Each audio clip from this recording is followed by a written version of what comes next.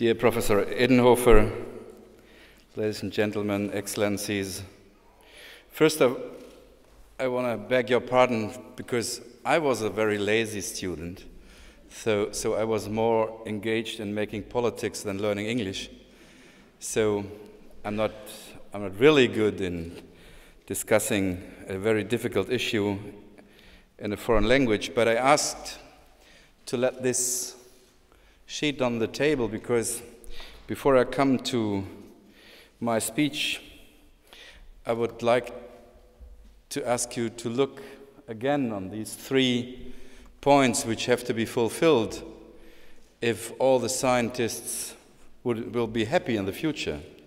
But I was Minister for the Environment some years ago, and then Mr. Pachauri and Mr. Edenhofer and me, we spent awful nights in these international negotiations about climate change.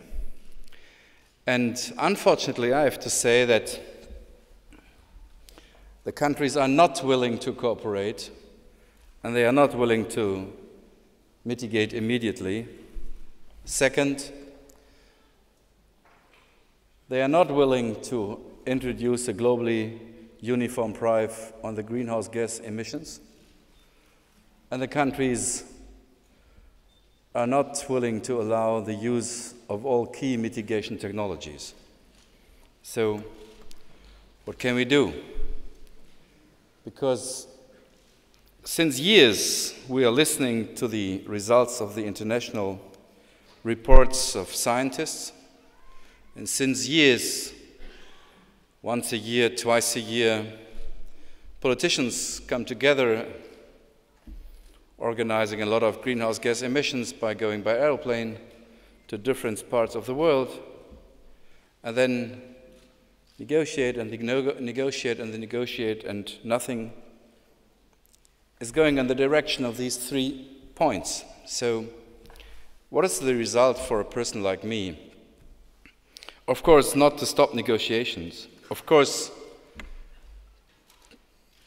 to push the international debate about climate change. Some years ago, we had a stronger debate about climate issues than today. After the finance crisis, we came all into trouble in our economic fields, and that the debate about climate went away.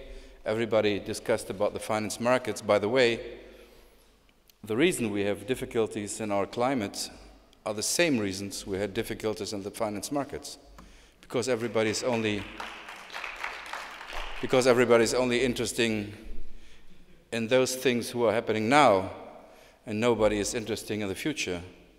That's the reason we got problems in the field of in the environment, and also that's the reason we had problems, and we have problems in the field of economic affairs. But one of the consequences of the international negotiations for me is that it's necessary to find examples that economic and industrial success is not the opposite of an engaged climate policy. Every country which is able to show to the rest of the world that it's possible to have an engaged climate policy, protect the environment and the atmosphere, and at the same time have economic and industrial success, is able to promote, to push the international negotiations. Because what is the reason that people from different parts of the world are not willing to come together to these 3 very important points? The reason is that the official agenda of the climate negotiations, of course, are climate issues. But there's a hidden agenda, an unofficial agenda. And the unofficial agenda is the question, what will happen with the economic development, and what will happen with the economic success in those countries who are asked for mitigate their greenhouse gas emissions. For example, if a European politician asks for mitigation of climate or greenhouse gas emissions in the discussion with a Chinese politician, then the Chinese colleague will not hear the colleague from Europe asks me to mitigate greenhouse gas emissions. He hears a different message. The message he hears is they want to bring a new burden on our shoulders. Those guys from Europe are our old colonized state, and they want to build new hurdles and obstacles for us to come to economic success in the competition with the old industrialized countries. So they are not dealing and not discussing about the environment and the atmosphere and the climate. They are discussing and negotiating about economic success and economic issues. So as long as in international negotiations only Minister for the Environment are engaged with some guys from the NGO, I'm absolutely sure we will meet us in 10 years, put the same 3 points on the table, and nothing will have happened. What's necessary is to bring ministers for economic affairs, heads in state and government, to the negotiation table, and let's discuss about economics. Let's discuss about industrial success. And let us not discuss only about environment issues. I think that's the most difficulty to come to these 3 points, that the wrong people are negotiating. And so my consequence is that for us it's necessary to find some role models, especially in the European Union, which can show that an engagement in climate issues are not hindering and not building hurdles for the industrial and economic development of the country. Of course, also we in Germany, it's not an easy debate because we started some years ago to phase out nuclear energy production. For example, maybe only one remark to Mr. Edenhofer. I think it's not a very good and not very clever idea to change the difficulties in the atmosphere by greenhouse gas emissions through radioactive waste under our feet. It's maybe not the...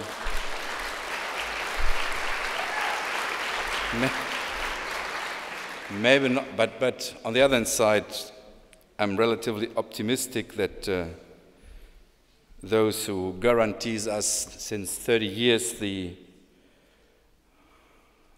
new nuclear power plants, at the end of the day, they will not come because they are the most expensive form of producing electricity. So it's also an economic debate, not only an environmental debate. So the reports give us a clear message. We can already witness the consequences of climate change, not only in other parts of the world, also in our country. There is a risk of more extreme weather situations in the coming decades, with more and more negative repercussions on society and our ecosystem. Despite the efforts to tackle the problem, global carbon emissions have continued to rise as a result of population growth and economic growth by 50% since 1990 alone, and just 10 countries are responsible for 70% of the global emissions. However, it is possible for us to limit global warming to a maximum of 2 degrees. We can change our economies so that they consume less energy and thus generate less carbon dioxide. Emissions have fallen in Germany by around 25% since 1990.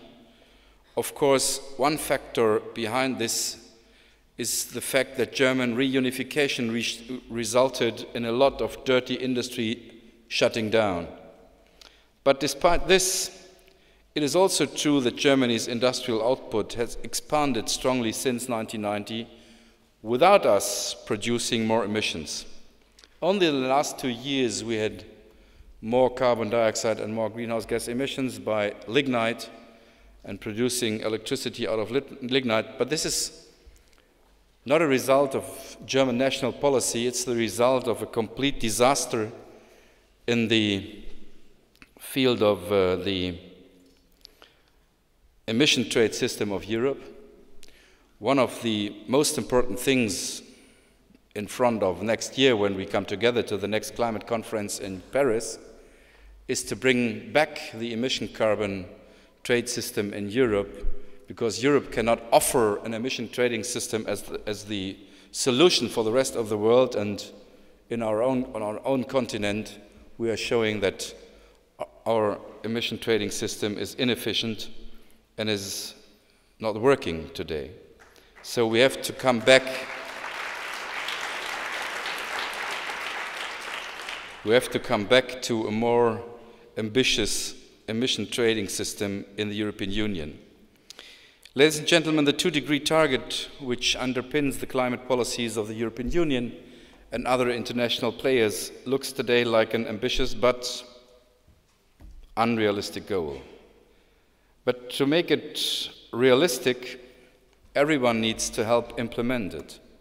This will not happen without a deep-rooted change in commerce and society.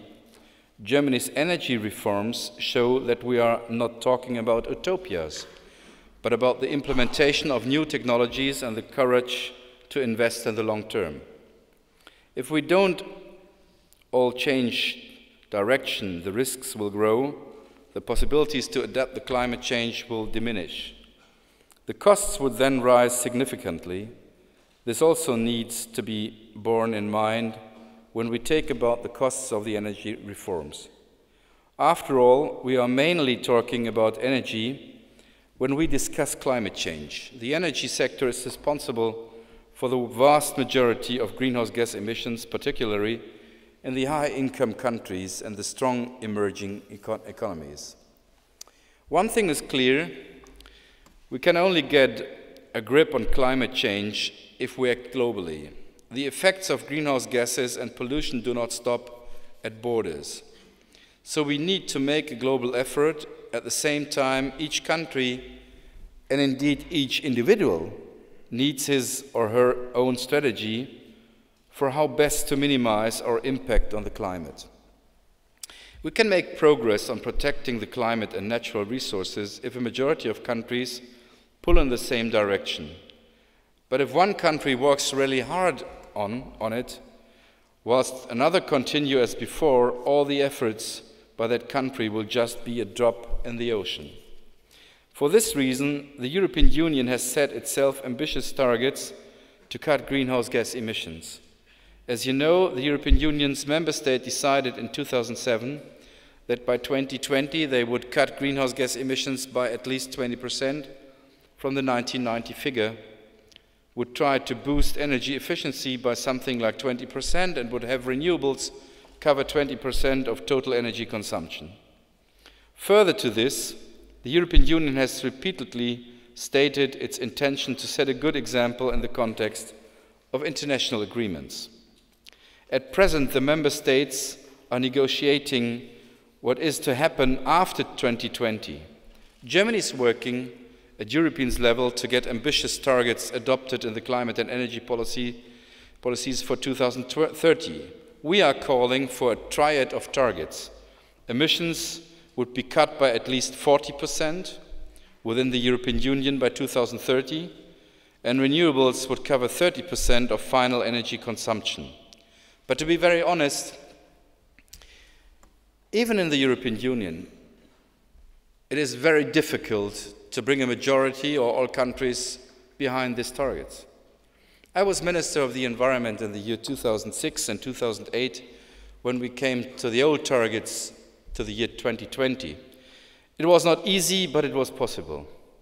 But today, our colleagues in other parts of Europe do think that that's not the right way, and they are in the same way than Chinese negotiators or Indian negotiators or people from South America and Latin America think that an engaged climate policy would bring too high burdens on their shoulders. In the same way, our colleagues from East Europe and from South Europe are thinking today in Europe. 10 years ago, my colleagues from Poland said, okay, we do not think that's a good idea what you ask for, but Germany, maybe can help us to reach the targets, we will say yes to the 2020 targets. Today, officially they are a little bit more kind, but when we are behind closed doors, they completely think that we are completely crazy. That's impossible to reach the target. And that if you, as Germans, want to bring your industry and your economy down to zero, okay, do it. But please ask not Polish people or people from East Europe to do it in the same way. And our colleagues from South Europe, some years ago, they were our strongest partners, as the Scandinavians were.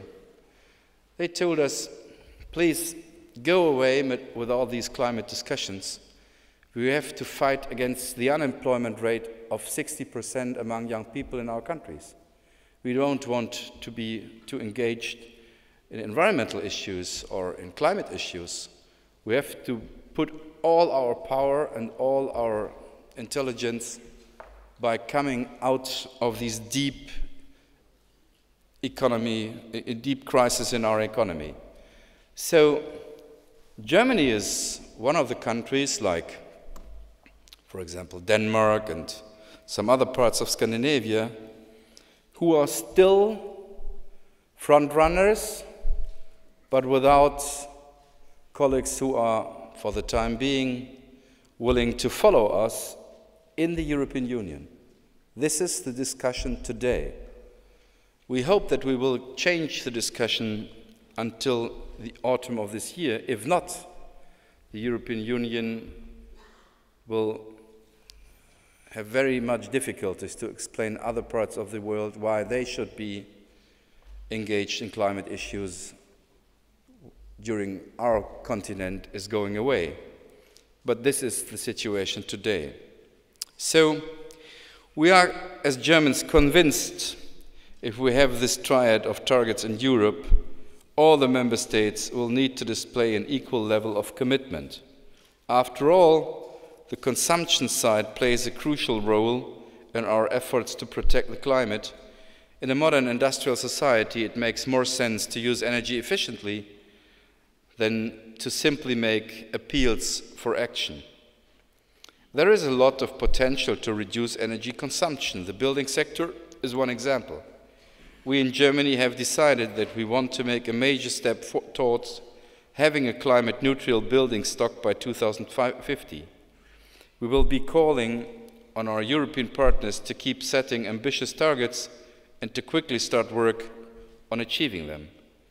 Europe's energy policy is not just orientated to the climate issue. The European Union must also pay particular attention to energy security.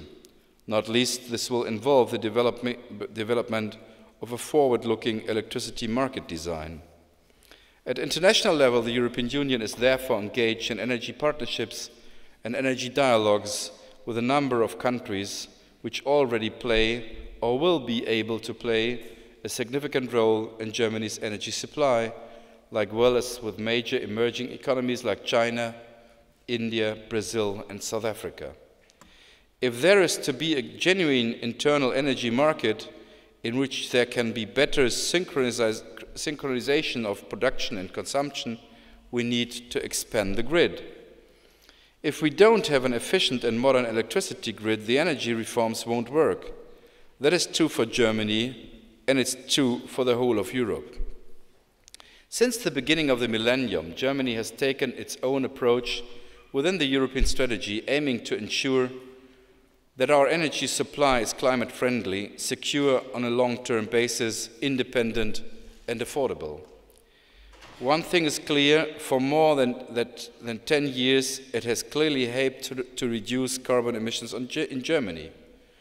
Our energy reforms are pursuing 5 goals. Firstly, Germany is getting out of nuclear power. Secondly, we want to become less dependent on imports of oil and gas. Thirdly, we want our energy reforms to help us develop new technologies and thus new areas of growth with new jobs. Fourthly, the energy reforms should help to mitigate climate change. And fifthly, we want to find imitators in Europe and worldwide who will follow us down this path. After all, the more countries on board, the more successful our efforts to mitigate climate change and to protect our resources will be. I'm sure that all of you here agree that these goals are the right ones, and they guide me as well as I developed our policies. I can assure you that Germany's climate targets are ambitious. By 2050, we want to cut emissions in Germany by 80 to 95%. This is consistent with the 2-degree ceiling we want to achieve. By 2050, we want 60% of our total energy consumption to be covered by renewables, with 80% of our electricity coming from renewables. At the same time, we want to focus more on energy efficiency as a central element of our reforms. By 2050, we want efficiency measures to halve our energy consumption level from 1990. When we started out along this path, ladies and gentlemen, we were just a very small group of ambitious countries going down the road of energy reform. Since then, more than 130 countries have set themselves targets for the expansion of renewables or for better energy efficiency. Roughly 100 countries have introduced rules on the feed-in of renewable electricity, as Germany did back in 1990 in the Electricity Feed Act. So we can see that various countries are trying to diversify and transform their energy supply. At the same time, however, it is clear that the conditions for a climate-friendly energy policy have deteriorated. Since the European Union took its joint decisions in the last decade, the environment for climate policy has changed. There are several reasons for this. Firstly, many countries have found themselves in a difficult economic situation since they were hit by the financial and economic crisis, and this has damped their ambitions in terms of climate policy. And then, secondly, a number of preconditions for the energy reforms have not taken shape in the way we had expected. Around the world, energy costs have not risen in the way forecasts in the middle of the last decade. The shale gas boom in the US has made energy cheaper than ever there. This is significantly slowing the expansions of renewables. And thirdly, the trade in certificates for the emissions of greenhouse gases, which was adopted by the European Union in 2003, isn't working, as I said just before. This system is still failing to bring about the expected increase in the costs of using fossil resources with damage to the climate. It is true that we will now at least do the backloading and take the 900 million certificates out of the system, but it's also clear that this is not enough. Ladies and gentlemen, it is also obvious that the economic pressures are growing. Today, energy costs are at least as important for industrial competitiveness as wage costs. After all, energy costs in industry amount up to 60% of the total business costs, but staff costs average a mere 20%. In Europe, electricity costs roughly 2.5 times as more as in America, and gas actually costs 3 times as much. So you can see the danger that entire industries will relocate. What does it mean? Our current efforts to tackle climate change must also make sure that the production of energy-intensive goods and the related emissions are not moved across into third countries. We need to avoid that. We call it carbon leakage. If energy-intensive products are only manufactured in countries with a low climate mitigation standard and not in countries with set high standards, we would not be helping the climate at all. In fact, we would be doing the opposite. That is why it is important to conclude an international climate change agreement which embraces all the major industrial and emerging economies.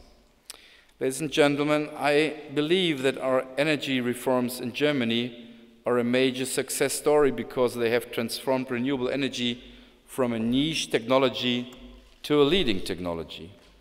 Renewable energy has written a unique success story in Germany. In 2000, it accounted for 6% of our power generation.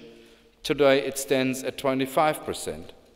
But I also have to say this: we cannot simply keep the conditions in place which were designed for funding a niche technology, but now subsidize a leading technology. If we do so, our reforms might fail not because of a lack of progress, but rather because they become a victim of their own success. I'm convinced that we can reform the reforms and keep them on track, but I do not underestimate the task. We will need to restructure the whole energy system in our country. Just a few days ago, we launched the second important phase of Germany's energy reforms. The federal government presented the Bundestag with a reform of our funding system for the expansion of renewables. Our efforts are now mainly focused on getting a grip on the costs of the expansion of renewables.